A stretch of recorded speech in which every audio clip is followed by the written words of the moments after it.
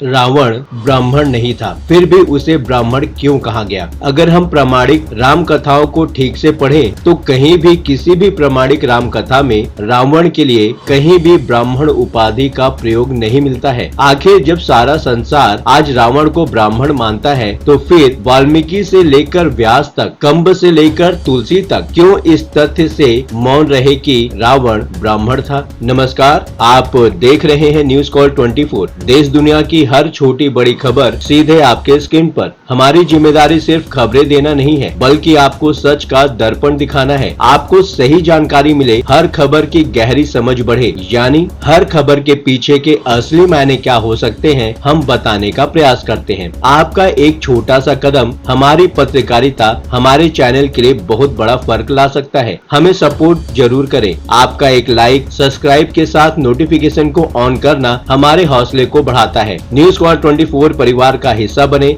News call 24 के खास programme opinion Bharat में आपका स्वागत है। बात समझनी है तो पूरी सुननी होगी। मैं हूं आपके साथ सुशील गिरीश। वीडियो में आखिरी तक बने रहिए। आइए बढ़ते हैं खबरों की तरफ। रावण के बारे में सारी दुनिया आज तक यही जानती आई है कि वो एक ब्राह्मण था, शास्त्रों का ज्ञाता था, भगवान शिव का महान भक्त था और संसार का एक बड़ा तपस्वी और वेदों का ज्ञाता था। ये भी कहा जाता है कि श्री राम को ब्राह्मण रावण का वध करने की वजह से ब्रह्म हत्या का पाप भी लगा था। लेकिन अगर हम प्रामाणिक राम कथाओं को ठीक से पढ़ें, तो कहीं भी किसी भी प्रामाणिक राम कथा में रावण के लिए कहीं भी ब्राह्मण उपाधि का प्रयोग नहीं मिलता है। यहाँ तक कि सबसे प्राचीन राम कथा यानी कि वाल्मीकि रामायण में भी रावण के लिए एक बार भी ब्राह्मण वर्ण की उपाधि का इस्तेमाल नहीं किया गया है। अगर महाभारत के वन पर्व में दी गई राम कथा, जिसे रामोपाख्यान कहते हैं, उसका भी अध्ययन करें, तो वहाँ भी रावण के लिए सिर्फ निशाचर या राक्षस उपाधियों का प्रयोग किया गया है। कहीं भी उसे द्विज या ब्राह्मण नहीं कहा गया है। महाभारत के बाद की सबसे प्राचीन राम कथा कालिदास रचित रघुवंशम है। इस ग्रंथ में भी रावण को सिर्फ राक्षसों का राजा कहा गया है और उसे कालिदास ने भी कहीं भी ब्राह्मण नहीं कहा है। यहाँ तक कि आज से 600 साल पहले जब तुलसीदास जी ने रामचरितमानस की रचना की थी, तो उन्होंने भी इस बात का ध्यान रखा कि वो कहीं भी किसी भी दोहे में रावण के लिए ब्राह्मण उपाधि का प्रयोग नहीं करें। आखिर जब सारा संसार आज रावण को ब्राह्मण मानता है, तो फिर वाल्मीकि से लेकर व्यास तक, कंब से लेकर तुलसी तक क्यों इस तथ्य से मौन रहे कि रावण ब्राह्मण था? आज की दुनिया में गलत जानकारी और अफवाहें हर जगह फैल रही हैं, लेकिन न्यूज कॉल 24 पर हम आपको वही देंगे जो सच्चाई और जरूरी खबर है। न्यूज कॉल 24 को सब्सक्राइब करें, नोटिफिकेशन को ऑन करें। सच के साथ सच को समझने के लिए आगे वीडियो को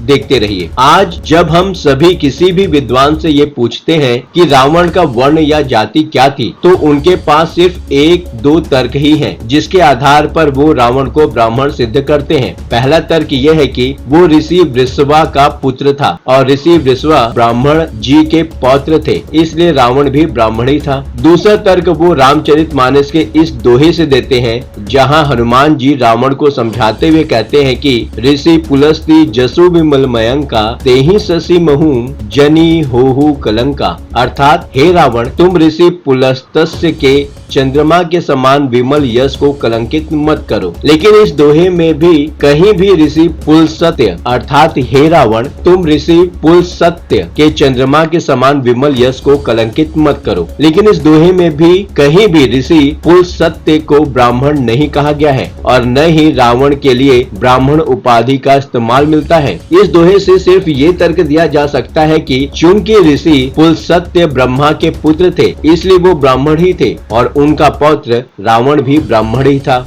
लेकिन ऋषि होना और ब्राह्मण होना दो अलग अलग बातें हैं। कई ऋषि ऐसे हुए हैं जो ब्राह्मण नहीं थे। व्यास और वाल्मीकि के ब्रह्मत्व को लेकर ही अलग अलग तरह की बातें हैं। जाबाल ऋषि तो वैसा के पुत्र थे, इसलिए सिर्फ ऋषि हो जाना ब्राह्मण हो जाना नहीं है। इसलिए भी ये तर्क बहुत ही सरल है। इस तर्क को आसानी से ध्वस्त किया जा सकता है कि ऋषि विश्रवा का पुत्र होने की वजह से रावण ब्राह्मण था। सबसे पहली बात तो ये है कि खुद ऋषि वृषभा ब्राह्मण ही थे या वो ब्रह्मा के कुल से आते थे, इस अंतर को समझना जरूरी है। पुराणों के अनुसार ब्रह्मा जी ने जब सृष्टि की रचना की तो उन्होंने अपने शरीर से कई मानस पुत्रों को उत्पन्न किया। इन मानस पुत्रों में ऋषि मरीचि, पुलस्त्य, पुलह, दक्ष, नारद, वशिष्ठ और अत्रि प्रमुख थे। ये देवताओं से भी पहले उत्पन्न हुए थे और ये मानव नहीं थे, बल्कि इन्हें प्रजापति यानी सृष्टि का विस्तार करने वाला कहा गया। ये कोई दिव्य सत्ताएं थी जो ब्रह्मा के शरीर से प्रकट हुई थी। इन्हें ही ब्रह्मर्षि कहा जाता था। इन ब्रह्मर्षियों में ऋषि मरीचि ने कश्यप को उत्पन्न किया। इन्हें भी प्रजापति कहा जाता था। इन्होंने ब्रह्मा के ही एक अन्य मानस पुत्र दक्ष प्रजापति की 13 पुत्रियों से विवाह किया। इन पुत्रियों में दिति, अदिति, दनु, विनता, कद्रु आदि प्रमुख थी। ऋषि कश्यप और दिति से दैत्यों की उत्पत्ति हुई। दिति के 2 पुत्र हिरण्यकश्यप और हिरण्याक्ष थे, जिनसे दैत्यों का वंश चला। तो क्या ब्रह्मा के पपौत्र होने की वजह से हम दैत्यों को भी ब्राह्मण मानते हैं? इसके बाद दक्ष पुत्री अदिति और मरीचि पुत्र और ब्रह्मा के पौत्र कश्यप से 12 आदित्यों का प्राकट्य हुआ। इनमें इंद्र, वरुण, अयरमा, विवस्वान, सूर्य, धाता, विधाता और वामन प्रमुख हैं। इन्हें ही देवता भी कहा जाता है। तो क्या ब्रह्मा के वंश में उत्पन्न होने की वजह से देवताओं को भी ब्राह्मण मान लेना चाहिए? इसी प्रकार कश्यप और विनता से पक्षी राज गरुण उत्पन्न हुए और दक्ष पुत्री दनु और कश्यप से दानवों का वंश चला। तो क्या दानवों और गरुण को भी ब्रह्मा के वंश का होने की वजह से ब्राह्मण माना जाएगा? क्या कश्यप और कंद्रु के संयोग से उत्पन्न हुए शेषनाग, वासुकी और अन्य नागों के वंश को भी ब्राह्मण माना जाना चाहिए? तो इसी तर्क से ऋषि पुलस्त्य के पुत्र वृषभा का पुत्र रावण कैसे ब्राह्मण हो सकता है? क्या ऋषि वृषभा के एक दूसरे पुत्र कुबेर को भी हम ब्राह्मण कहते हैं? नहीं ना। तो क्या यही वजह थी कि रावण को न तो वाल्मीकि ने ब्राह्मण कहा और न ही किसी और प्रामाणिक राम कथा के रचयिता ने? तो फिर बात ये उठती है कि रावण के लिए वाल्मीकि रामायण में क्या क्या कहा गया है, इसे भी देख लेते हैं। पूरे वाल्मीकि रामायण में रावण को सिर्फ राक्षस वंश का कहा गया है और उसे निशाचर कहा गया है, जो राक्षसों का एक गुण है। तो आखिर राक्षस होते कौन हैं और उनकी उत्पत्ति कैसे हुई? इसको लेकर वाल्मीकि रामायण में उत्तरकांड में कई श्लोक मिलते हैं, जिसके अनुसार ब्रह्मा जी ने जल के अंदर रहने वाले जीवों की रक्षा करने के लिए और उनके अंदर यज्ञ के संस्कार उत्पन्न करने के लिए एक विशेष प्रकार के प्राणियों की योनि की सृष्टि की। इन विशेष प्राणियों, जो कि न तो देवता थे, न दैत्य और न ही मानव, इन विशेष प्राणियों में जिन लोगों के समूह ने जलगत प्राणियों की रक्षा का भार अपने ऊपर लिया वो राक्षस कहे गए, और जिस समूह ने जल के अंदर रहने वाले प्राणियों के अंदर यज्ञ संस्कार उत्पन्न कराने का दायित्व लिया वो यक्ष कहे गए। तो एक प्रकार से राक्षस और यक्ष दोनों एक ही योनि के अलग अलग समूह थे, लेकिन वो न तो दैत्य थे, न दानव, न देवता और न ही मनुष्य। यही वजह है कि सीता जी ये जानती थी कि राक्षस मनुष्य योनि से भिन्न प्रकार के प्राणी हैं। इसलिए जब रावण उनसे विवाह करने के लिए दबाव डालता है तो वो राक्षसियों से कहती है कि न मानुषे राक्षस से भार्या भव्य तुर्महति, यानी कि कोई मनुष्य योनि में उत्पन्न कन्या राक्षस की पत्नी बन ही नहीं सकती। ये कुछ वैसा ही है जैसे किसी जानवर के साथ किसी मनुष्य का विवाह हो जाए। अब इन राक्षसों और यक्षों ने शीघ्र ही पृथ्वी के भी कई इलाकों पर कब्जा कर लिया। बाद में ब्रह्मा जी ने वृषभा के पुत्र कुबेर को राक्षसों और यक्षों का राजा बनाकर लंका में स्थापित कर दिया। बाद में राक्षसों में ही माली, सुमाली और माल्यवान जैसे शक्तिशाली राक्षस हुए, जिन्होंने कुबेर का विरोध किया और देवलोक पर हमला कर दिया। इस हमले का प्रतिकार करने के लिए देवताओं की तरफ से विष्णु आए और उन्होंने माली, सुमाली और माल्यवान को जल के अंदर रहने के लिए विवश कर दिया। तब सुमाली ने ये सोचा कि अगर उसके वंश में कोई ऐसा उत्पन्न हो जिसके पास ब्रह्मा के प्रजापति पुत्रों जैसी शक्ति भी हो और उसके अंदर राक्षस राक्षसों का रक्त भी हो तो विष्णु से बदला लिया जा सकता है। इसके लिए उसने दौतित्र परंपरा का सहारा लिया, जिसे प्रजापति दक्ष ने शुरू किया था। इस परंपरा के अनुसार कोई पिता अपनी पुत्री के संतानों को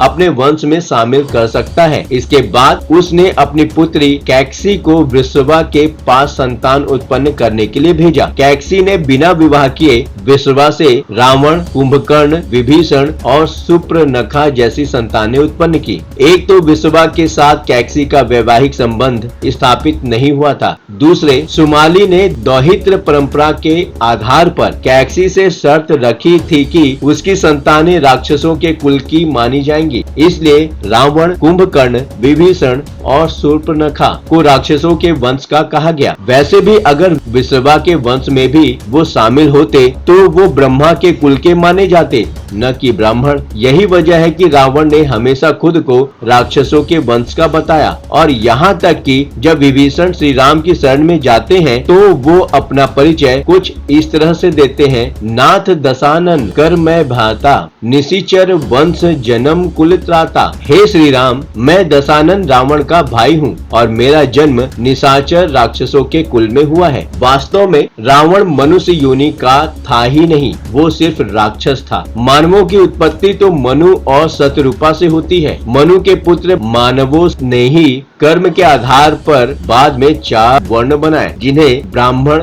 क्षत्रिय, वैश्य और शूद्र कहा गया। राक्षसों, दैत्यों, देवताओं के अंदर वर्ण व्यवस्था जन्म और कर्म के आधार पर नहीं बल्कि गुण और धर्म के आधार पर तय होती थी। इसलिए जब रावण का वध हो जाता है तो श्री राम विभीषण से उसके बारे में यही कहते हैं कि नैवम विनिष्ठाः सोचने क्षत्र धर्म व्यवस्थिताः वृद्धिमा संसमाना ये निपतंति रणाजिरे। अर्थात विभीषण, जो लोग अपने अभ्युदय की इच्छा से क्षत्रिय धर्म में स्थित हो समरांगण में मारे जाते हैं। इस तरह नष्ट होने वाले लोगों के विषय में शोक नहीं करना चाहिए। यानी श्री राम रावण को क्षत्रिय धर्म में स्थित बताते हैं, न कि ब्राह्मण धर्म में। रावण जब माँ सीता का हरण करने के लिए आता है तब माँ सीता उसका कुल और गोत्र पूछती हैं। तब भी रावण खुद को सिर्फ राक्षसों का राजा बताता है, जो कि इस श्लोक से पता चलता है। स्वतम नाम च गोत्रम च कुलमाचस्व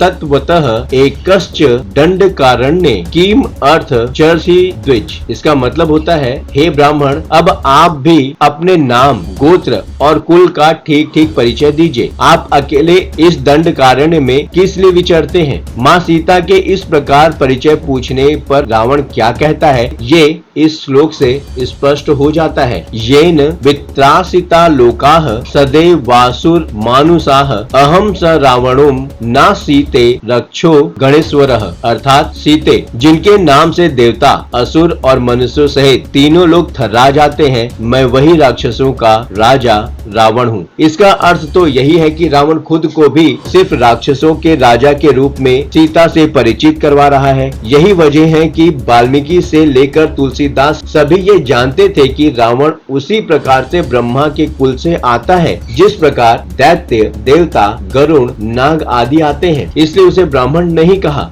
अब एक और समस्या ये आती है कि कुछ पुराणों के अनुसार श्री राम ने जब रावण का वध किया तो उन्हें ब्रह्म हत्या का पाप लगा था। स्कंद पुराण के अध्याय 47 में दी गई कथा के अनुसार श्री राम ने रामेश्वर में भगवान शिव के ज्योतिर्लिंग की स्थापना रावण के वध के बाद लगे ब्रह्म हत्या के पाप से मुक्त होने के लिए की थी। जबकि कुछ पुराण ये भी कहते हैं कि श्री राम ने रावण के वध से पूर्व ही रामेश्वरम में भगवान शिव के ज्योतिर्लिंग की स्थापना की थी। अगर वाल्मीकि रामायण के युद्ध कांड के इस श्लोक को देखें तो हमें ये पता चलता है कि श्री राम ने रावण के वध से पूर्व भगवान शिव की पूजा की थी और उनसे कृपा भी प्राप्त की थी, लेकिन उन्होंने किसी ज्योतिर्लिंग की स्थापना की थी ये पता नहीं चलता है। श्री राम अयोध्या लौटते वक्त सीता को पुष्पक विमान से वो स्थान दिखाते हैं जहाँ उन्होंने लंका जाने से पहले भगवान शिव से कृपा प्राप्त की थी, जो कि इस श्लोक से पता चलता है। एतत् कुछौ समुद्रस्य स्कंधावार निवेशनम अत्रम पूर्वम महादेवः प्रसादम करोद विभुः। इस श्लोक से ये तो पता चलता है कि श्री राम ने सेतु बांधने से पहले ही महादेव की पूजा की थी, लेकिन ज्योतिर्लिंग की स्थापना का जिक्र नहीं करते। लेकिन अगर ये मान भी लिया जाए कि श्री राम ने बाद में यहाँ आकर ब्रह्म हत्या के पाप से मुक्त होने के लिए भगवान शिव के ज्योतिर्लिंग की स्थापना की थी, जैसा कि स्कंद पुराण में वर्णित है, तो फिर ब्रह्म हत्या के पाप से मुक्त होने के बाद वो उसी पाप से मुक्ति के लिए कई और स्थानों पर क्यों गए, ये एक रहस्य ही है। क्योंकि देश में कई ऐसे मंदिर हैं जिनके बारे में ये मान्यता प्रचलित है कि श्री राम ने यहाँ आकर खुद रावण के वध से लगे ब्रह्म हत्या के पाप से खुद को मुक्त किया था। इनमें एक स्थान अहमदाबाद के पास धर्मारण्य है, तो दूसरा स्थान हरिद्वार के पास ब्रह्मपुरी, तो तीसरा स्थान तीर्थ है सुल्तानपुर जिले में स्थित धोपाप स्थान, और आखिरी हरदोई जिले का ब्रह्म हत्या हरण तीर्थ। इन सबके बारे में ये कहा जाता है कि यही श्री राम ने स्वयं को ब्रह्म हत्या के पाप से मुक्त किया था। अब प्रश्न ये उठता है कि आखिर जब श्री राम को रावण का वध करने की वजह से ब्रह्म हत्या का पाप लगा था, तो फिर हनुमान जी ने भी तो रावण के कई पुत्रों का वध किया था, और वो भी इस तर्क से ब्राह्मण ही थे। फिर हनुमान जी के द्वारा ब्रह्म हत्या के पाप के विमोचन से जुड़ा कोई तीर्थ क्यों नहीं मिलता? हो सकता है किसी काल में ब्राह्मणों की लगातार हत्याएं की जा रही हो और बाद में आता तातियों के अंदर प्रायश्चित की भावना जागी हो, तो उन्हें किस प्रकार समाज में फिर से मिलाया जाए, इसके लिए ब्राह्मणों ने एक शांति समझौता किया हो और ऐसे तीर्थों की स्थापना की हो जिनसे कुछ कथाएं जोड़ दी गई हो, ताकि ऐसी व्यवस्था भी बन जाए कि ब्राह्मणों की हत्या के बाद भी किसी को समाज में स्थान मिल सके अगर वो प्रायश्चित कर लेता हो, तो ये संभव है। इस बात से भी मजबूती मिलती है कि उत्तर प्रदेश के गाजीपुर में एक तीर्थ है जिसे महाहर धाम कहा जाता है। यहाँ 13 मुखी शिवलिंग स्थापित है। यहाँ की मान्यता ये है कि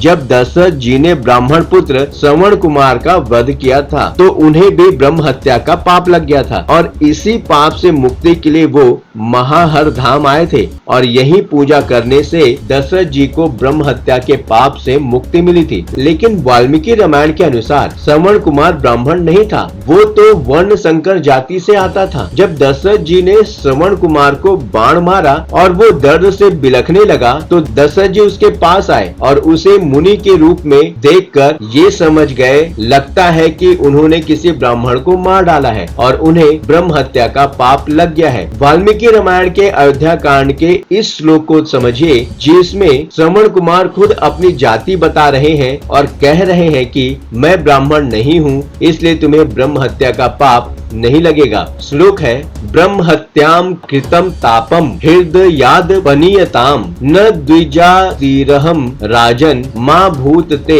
मनसो व्यथा। श्रवण कुमार यहाँ दशरथ जी से कहते हैं कि हे दशरथ, मुझसे ब्रह्म हत्या हो गई है, इस चिंता को अपने दिल से निकाल दो। राजन, मैं ब्राह्मण नहीं हूँ, इसलिए तुम्हारे मन में ब्रह्म हत्या को लेकर चिंता नहीं होनी चाहिए। इसके बाद के श्लोक में श्रवण कुमार अपनी वर्ण संकर जाति के बारे में बताते हुए कहते हैं कि शूद्रायामस्मि वैश्येन जातो नरवराधिप, यानी नरश्रेष्ठ, मैं वैश्य पिता द्वारा शूद्र जातीय माता के गर्भ से उत्पन्न हुआ हूँ। अब भाई इस सारी चीजों में रिसर्च की जरूरत है। तो अगर दशरथ जी को ब्रह्म हत्या का पाप लगा ही नहीं था, तो फिर इस तीर्थ से जुड़ी ये कहानी कैसे प्रचलित हो गई? तो इसका अर्थ ये हो सकता है कि ब्राह्मणों और दूसरी जातियों के बीच के संघर्ष के बाद जो शांति स्थापित हुई हो, उसके बाद ऐसी तीर्थों की स्थापना कर उन लोगों को समाज में सम्मान दिलाया गया हो जिनसे ब्राह्मणों की हत्याएं हुई हैं। इसलिए हमें श्री राम के ऊपर लगे ब्रह्म हत्या के पाप की सत्यता को लेकर भी थोड़ा रिसर्च करना चाहिए। अब क्यों इन तीर्थों को श्री राम के ब्रह्म हत्या के पाप से जोड़ा गया, इसको लेकर मैं आपको बाद में बताऊंगा। अब हम मूल मुद्दे पर आते हैं कि क्या रावण ब्राह्मण था? सच में ब्राह्मण था? रावण को ब्राह्मण मानने के पीछे कुछ तर्क दिए जाते हैं, जैसे कि वो ऋषि वृषभा का पुत्र था और ऋषि पुलत्स्य का पौत्र था, इसलिए वो ब्राह्मण था। लोग रामचरितमानस का एक दोहा अक्सर बोल देते हैं कि ऋषि पुलिस्त जसु विमल मयंका तेहि शशि महु जनि होहु कलंका, लेकिन इसमें सिर्फ तुलसीदास जी ने ये कहा है कि तुम ऋषि पुलत्स्य जी का यश निर्मल चंद्रमा के समान है, हैं उस चंद्रमा में तुम कलंक मत लगाओ। यहाँ तुलसीदास जी ने न तो ऋषि पुलत्स्य को ब्राह्मण कहा है और न ही रावण को उस वंश का होने की वजह से ब्राह्मण कहा है। कई ऋषि ऐसे भी हुए हैं जो ब्राह्मण नहीं थे, जैसे वाल्मीकि और व्यास के ब्राह्मण होने को लेकर विवाद है। रामायण में जाबाल ऋषि का जिक्र आता है, वो भी ब्राह्मण नहीं थे। मैंने आपको अभी बताया कि श्रवण कुमार के पिता माता